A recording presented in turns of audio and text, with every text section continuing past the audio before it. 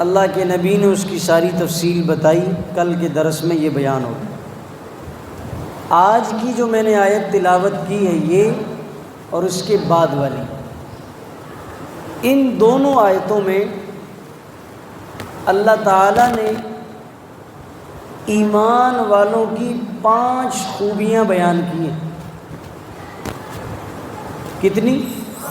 5 خوبیاں کہو یا صفات کہو، مفسرین علماء فرماتے ہیں کہ یہ 5 صفات ہر ایمان والے میں ہونا ضروری ہے، اس لیے کہ اللہ نے لفظ ہی ایمان والا استعمال کیا ہے، اور ان 5 صفات اور 5 خوبیوں میں اگر کمی ہو تو ہمیں چاہیے کہ ہم اس کمی کو پورا کریں۔ پہلی صفت کیا ہے؟ قرآن کہتا ہے انما المؤمنون، جب ایمان والوں کے سامنے الذین اذا ذکر اللہ، اللہ کا تذکرہ کیا جائے، کس کے سامنے؟ ایمان والوں کے سامنے، فرمایا وجلت قلوبہم، ان کے دل اللہ کے خوف سے سہم جاتے ہیں۔ یہاں 2 مطلب سمجھو، ایک ہوتا ہے کسی بات پہ ڈرنا غلطی کی وجہ سے، ایک ہوتا ہے کسی سے ڈرنا اس کی عظمت کی وجہ سے۔ آدمی غلطی کرتا ہے، جرم کرتا ہے، تو اس کے خلاف کوئی چھاپا پڑتا ہے تو اس کو ڈر ہوتا ہے کہ میں مجرم ہوں۔ اور ایک آدمی گھر میں والد آ گیا فوراً سہم جاتا ہے، کلاس میں شاگرد بیٹھے، استاد داخل ہوا، فوراً سہم جاتے ہیں۔ یہ سہم جانا، یہ ڈرنا غلطی پر نہیں ہے، یہ اس استاد کی عظمت کی وجہ سے۔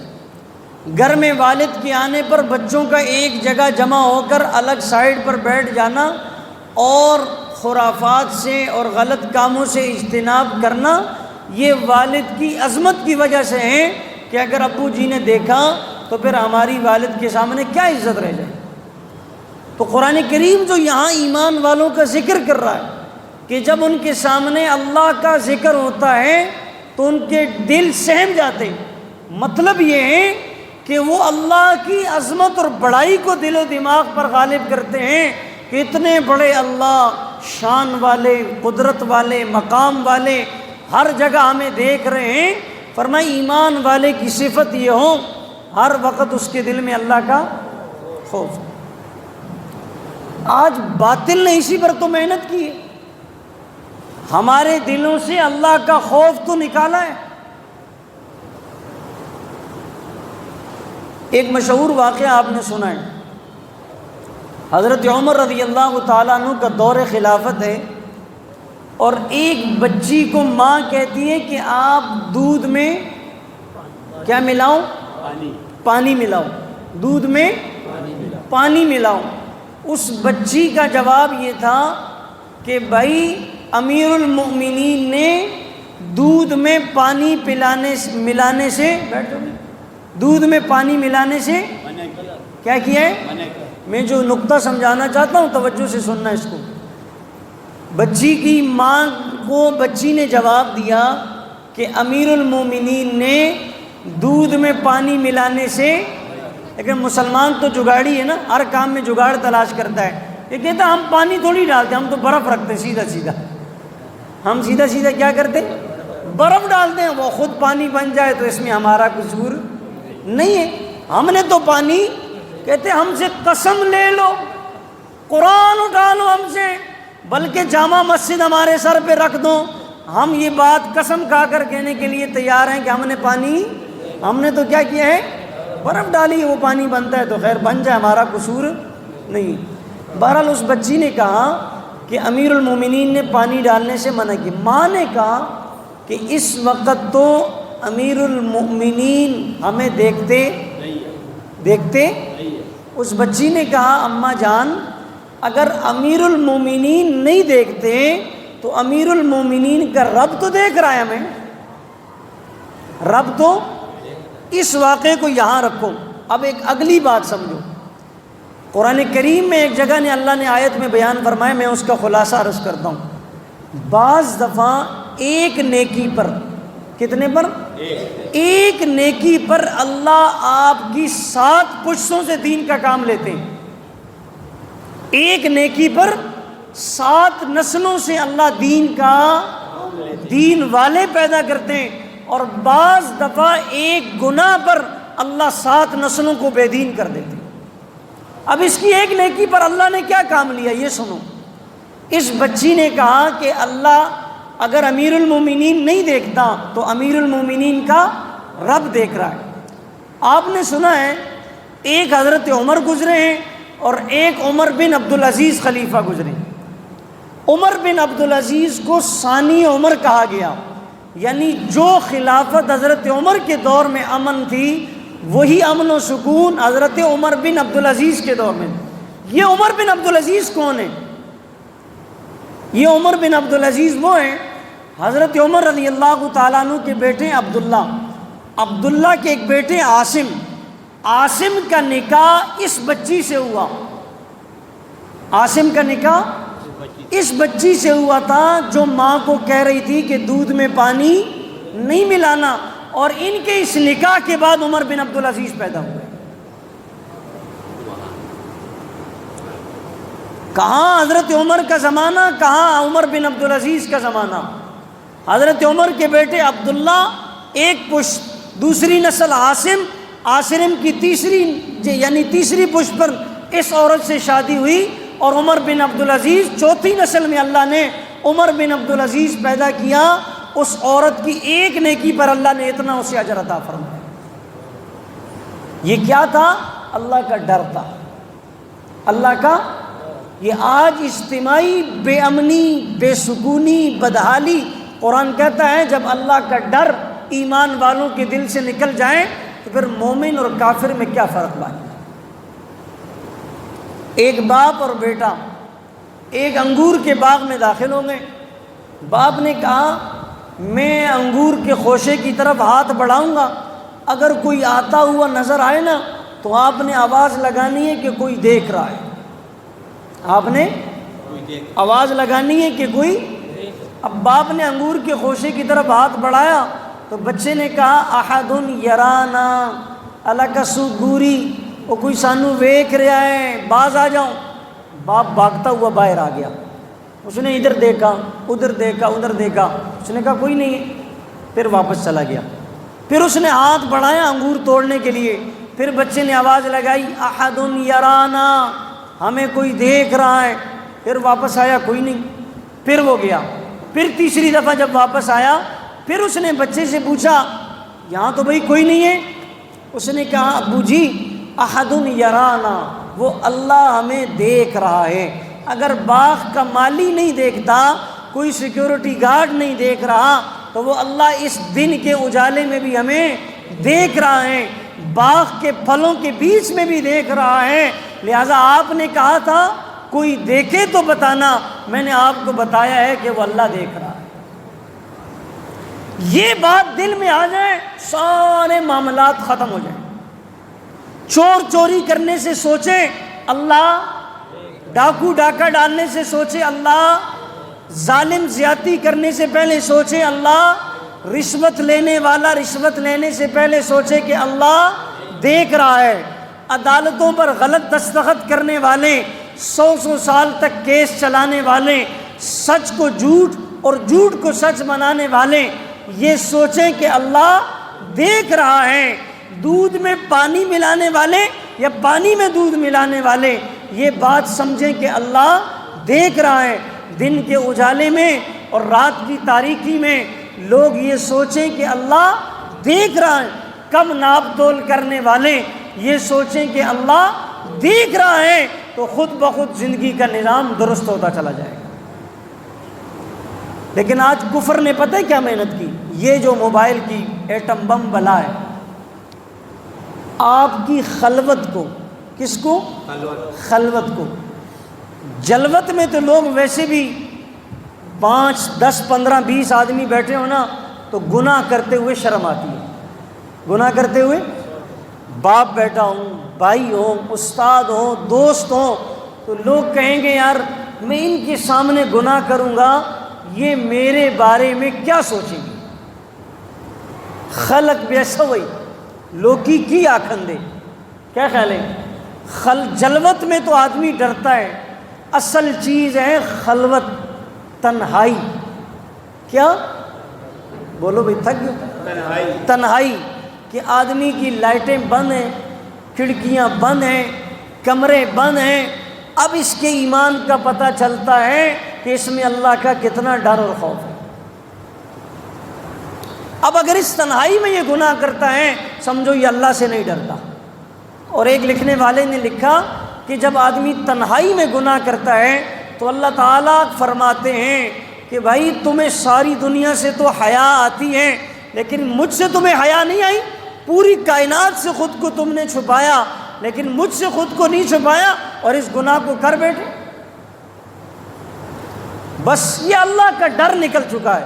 یہ خاندانی رشتے کیوں تباہ ہو رہے ہیں؟ اللہ کا ڈر نہیں ہے کہ بھئی اگر میں زیادتی کروں گا کسی کی بیٹی کے ساتھ، کسی کی بچی کے ساتھ، تو اللہ دیکھ رہے ہیں کل کو میرے ساتھ بھی ہو سکتا ہے.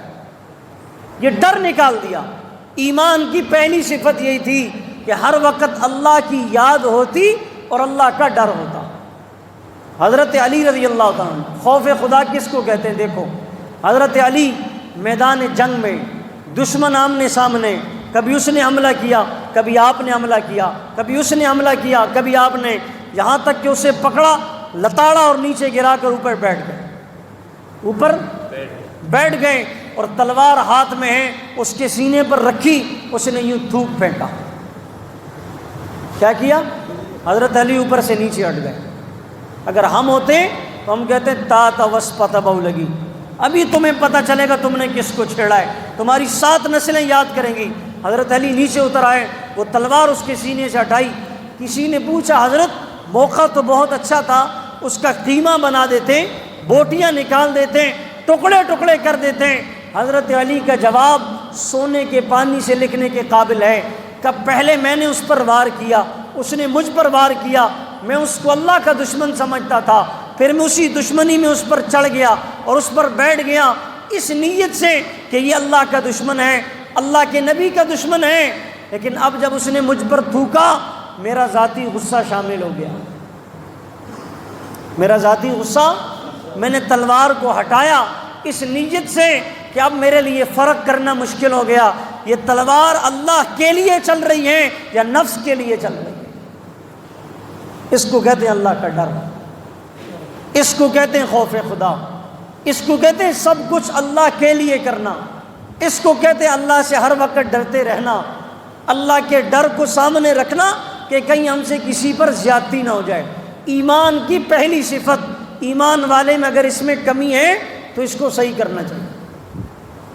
آج اس موبائل کے ذریعے اللہ کا ڈر نکالا کہ گلی کونوں میں، کونوں کانچوں میں چھوڑو، تنہائی اختیار کرو، جتنے گناہ کر سکتے ہو زور لگاؤ گناہ کو. کون آپ کو دیکھ رہا؟ کوئی نہیں دیکھ رہا. دشمن نے آپ کو یہ بات سمجھائی. اور کتنے ہم سادے، کیمرہ لگا ہوا ہو تو لکھا ہوتا ہے کیمرے کی آنکھ آپ کو کیا کر رہی ہے، تو سہم جاتے ہیں کہ کہیں ایسا نہ ہو کہ کوئی حرکت شرکت نہ ہو جائے، ہماری پرسنالٹی خراب نہ ہو جائے، کہیں دیکھنے والا یہ سمجھے گا کہ ایک لگتا ہے دیہاتی یہ پینڈو ہے. کیا خیال ہے؟ لیکن اللہ کے لگائے ہوئے کیمرے وہ صبح شام دیکھ رہے ہیں. وہ رات کی تاریکی میں جب چونٹی چلتی ہے نا اور سیاہ پتھر پر چلتی ہے، اس سیاہ پتھر سے سیاہ لکیر بنتی ہے، اللہ اس کو بھی دیکھ رہے ہیں اور وہ بھی نظر آ رہا ہے. حضرت موسیٰ نے ایک پتھر پر لاٹھی ماری، وہ پتھر کھل گیا. وہ پتھر جب کھلا نا تو اس کے اندر ایک کیڑا تھا، کیڑے کے منہ میں پتا تھا. اندر کیا تھا؟ وہ کیڑا پتہ ہے کیا کہہ رہا تھا؟ اللہ یعرف مکانی ربی ولا ینسانی. اس میرے مقام کو، اس جگہ کو، اس تنہائی کو، اس خلوت کو اللہ جانتے ہیں. کون کہہ رہا تھا؟ ہاں. اور اگلا جملہ اس کو یہ تھا ربی، وہ میرا رب ہے، ولا ینسانی، وہ مجھے بھولا ہوا نہیں ہے، ہم اپنے رب کو بھولے ہوئے ہیں۔ آج ہم جتنا مرضی قرآن سنیں، جتنی دین کی باتیں سنیں، دل ٹس سے مس نہیں ہوتا۔ کیوں؟ گناہ کر کر کر کر کر کے یہ دل سیاہ ہو چکا ہے۔ حدیث میں آتا، اللہ کے رسول نے فرمایا ایک گناہ کرتے ہیں سیاہ نقطہ لگتا ہے، دوسرا گناہ کرتے ہیں سیاہ نقطہ لگتا ہے، تیسرا گناہ کرتے ہیں سیاہ نقطہ لگتا ہے، حتیٰ کہ دل سیاہی کا مرکز ہو جاتا ہے، پھر اس پر کوئی خیر کی بات اثر نہیں کرتی۔ اور میرے عزیزو یاد رکھو، جب ہماری حالت یہ ہو جائے کہ ہم دعا کے لیے ہاتھ اٹھائیں اور ان آنکھوں سے آنسو نہ نکلیں، تو یہ ڈرنے کی بات ہے، یہ فکر کی بات ہے کہ یہ دل رب کا مرکز ہے یا شیطان کا مرکز ہے، اس دل میں اللہ کا ڈر ہے یا اس دل سے اللہ کا ڈر نکل چکا ہے۔ تو ہمیں اس صفت کو اپنانا ہوگا۔ یہ قرآن مجھے بھی مخاطب کر رہا ہے اور یہ قرآن آپ کو بھی مخاطب کر کے کہتا ہے انما المؤمنون، ایمان والوں کی صفت یہ ہے، بلکہ ایمان کا تقاضا یہ ہے، ایمان کی سربلندی یہ ہے، ایمان کا اعجاز یہ ہے، ایمان کا وقار یہ ہے، الذین اذا ذکر اللہ، جب ان کے سامنے اللہ کے تذکرے کیے جائیں، وجلت قلوبہم، ان کے دل سہم جاتے ہیں۔ اس لیے تو حدیث میں فرمایا نا، فرشتے آتے ہیں، فرشتے جب ایمان والوں کی مجلس لگتی ہے، فرشتے اس مجلس کو گھیر لیتے ہیں، اللہ کے پاس جاتے ہیں، پوچھا جاتا ہے بھئی کہاں سے آئے ہو؟ کہا یا اللہ آپ کے دین کے تذکرے ہو رہے تھے، جنت کے طالب تھے، جہنم سے پناہ مانگ رہے تھے۔ تو اللہ پوچھتے ہیں کیا انہوں نے جنت دیکھی؟ کہا نہیں دیکھی۔ کہا جہنم دیکھی؟ کہا نہیں دیکھی۔ تو اللہ فرماتے تم گواہ رہو جو اس دین کی مجلس میں میرے تذکرے کر رہے تھے۔ کس کے؟ میں۔ آج بڑی تعجب کی بات ہے، اپنے لیڈروں کے تذکرے کرتے ہوئے ہمیں مزہ آتا ہے۔ عمران خان کا تذکرہ، نواز شریف کا تذکرہ، مولانا فضل الرحمان کا تذکرہ، فلاں لیڈر کا تذکرہ، فلاں لیڈر کا تذکرہ، اس کے اوپر گھنٹوں گھنٹوں بیت جاتے ہیں، دلائل دیتے ہیں میرا لیڈر ایسا، اس صفات والا، اس صفات والا، اور اس کے اوپر گھنٹوں بھی مزے آتے ہیں۔ لیکن کتنے تعجب کی بات ہے کہ اللہ کا تذکرہ ہماری زبانوں پر نہیں آتا۔ 24 گھنٹے میں ہم یہ سوچیں کہ ہماری زبانوں پر اللہ کے بول کتنے ہیں، اللہ کی بڑائی کے بول کتنے ہیں، اللہ کے تذکرے کتنے ہیں، اللہ کی قدرت کے تذکرے کتنے ہیں۔ اور پھر ہم اس بات کو بھی نوٹ کریں، گھر میں کیا ہم یہ ماحول بنانے میں کامیاب ہو گئے کہ دن میں کبھی 5 منٹ گھر میں اللہ کا تذکرہ ہو جائے؟ باپ پوچھیں گے ہاں بھائی تیری کتنی دیہڑی لگی، تمہاری کتنی دیہڑی لگی، تنخواہ ملی یا نہیں ملی، ہاں بھئی کمیٹی ادا ہو گئی نہیں ہوئی، فلاں کو قرضہ دے دیا نہیں دیا، کھانا پکا یا نہیں پکا، آج کیا بنایا، کوئی آیا نہیں گیا، کوئی مہمان تو نہیں آیا، آیا تھا تو اس کا اکرام۔ اس تذکرے میں صبح ہوتی ہے، اسی تذکرے میں شام ہوتی ہے۔ حضرت عائشہ کہتی ہیں میں نے اللہ کے نبی کو دیکھا سوری رات مصلی پر، پاؤں اتنے سوج گئے۔ میں نے کہا یا رسول اللہ اتنی عبادت، اتنا اللہ کو راضی کرتے ہیں؟ کہنے لگے عائشہ میں اپنے رب کا فرما بردار بندہ نہ بنوں؟ آج ہمارے گھروں میں اللہ کے تذکرے ہیں، اللہ کے بول ہیں، اللہ کے نام کی ذکر ہیں، اللہ کی قدرت کے نظارے ہم بیان کرتے ہیں کہ بھائی ہمارے بچوں اللہ بھی کوئی رب ہے، اللہ کی بھی کوئی ذات ہے، اس کی بھی کوئی قدرت ہے، اس کے نظارے۔ ایک وقت ہوتا تھا گھروں میں اللہ کے تذکرے ہوتے، دین کے تذکرے ہوتے، اور یہ ایمان بنتا۔ میں آخری بات کرتا ہوں، یہ جو مولانا الیاس رحمۃ اللہ علیہ نے تبلیغی جماعت کے 6 نمبر بیان کیے، یہ 6 نمبر کیا ہیں؟ ہم نے سمجھا 6 نمبر کلمہ، بس کلمہ پڑھو صبح شام، اتنی فضیلت ہے، پلڑا بھاری ہو جائے گا بس۔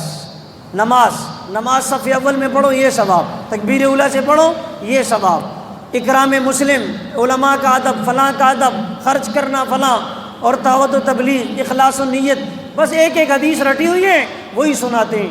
یہ 6 جو نمبر ہیں یہ 6 دین کا خلاصہ ہے۔ اور اس کا مطلب پتہ ہے کیا ہے؟ کہ اعمال کو اس صفات سے کرنا جس صفات سے اللہ کے نبی نے بیان کیا ہے۔ نماز کو اس نیت سے پڑھنا کہ نماز پر ملنے والے وعدوں کا یقین دماغ میں ہو، کہ اس نماز پر اللہ سے ملے گا کیا، اس نماز کے اوصاف کیا ہونے چاہیے، اس نماز پر اللہ کے وعدے کیا ہیں، جنت کے درجات کیا ہیں، جہنم سے دوری کیا ہے۔ ہم نے بس وہ رٹی رٹائی ایک بات سنی ہے، وہ کیسٹ، وہی کیسٹ چل رہی ہے چل رہی ہے چل رہی ہے چل رہی ہے۔ ان 6 نمبروں کا مطلب ہے امت اعمال کو صفات سے کرنے والی ہو جائے، اللہ کے وعدوں کے یقین کے ساتھ کرنے والی ہو جائے۔ اس قیام پر کھڑے ہیں، اس قیام پر اللہ کا کیا وعدہ ہے پتہ ہی نہیں، نہ ہم نے سنا، نہ سوچنا اور نہ معلوم کرنے کی کبھی کوشش کی۔ رکوع میں جا رہے ہیں، اس رکوع پر اللہ کا کیا وعدہ ہے۔ قیام میں کھڑے ہیں، سمیع اللہ لمن حمیدہ کہہ رہے ہیں، اس لفظ پر اللہ کا کیا وعدہ ہے۔ سجدے میں ہیں، سجدے پر اللہ کا کیا وعدہ ہے۔ مولانا نے جو دعوت کا کام شروع کیا تھا، اس کا مقصد یہ تھا دین کو صرف دین نہ سمجھا جائے، ہم اپنے روزگار کو بھی، کاروبار کو بھی اس نیت سے کریں کہ رزق حلال کمانے پر اللہ کا کیا وعدہ ہے، تجارت کو سنت کے طریقے پر کرنے کا اللہ کا کیا وعدہ ہے۔ اس سب سے تو ہم نے بے فکر کر دیا۔ بس تبلیغ 6 نمبروں کا نام ہے، کلمہ صبح شام پڑھو، نماز تکبیر اولیٰ سے پڑھو، اکرام مسلم، اخلاص نیت، فلاں فلاں، بس 6 نمبر بیان ہوئے اور ختم ہو گئے۔ کوئی کیسٹ چل رہی ہے تو بھائی گھروں میں اس کے تذکرے کرو، کوشش کرو گے، کوشش کر لو اگر ہمت ہو، اگر ہمت ہو۔ انما المؤمنون، بے شک ایمان والے، الذین وہ لوگ ہیں، اذا ذکر اللہ، جب اللہ کا تذکرہ ہوتا ہے، وجلت قلوبہم، تو ان کے دل اللہ کے خوف سے سہم جاتے ہیں۔ آیت کا بقیہ حصہ انشاءاللہ کل۔ اللہم ربنا تقبل منا۔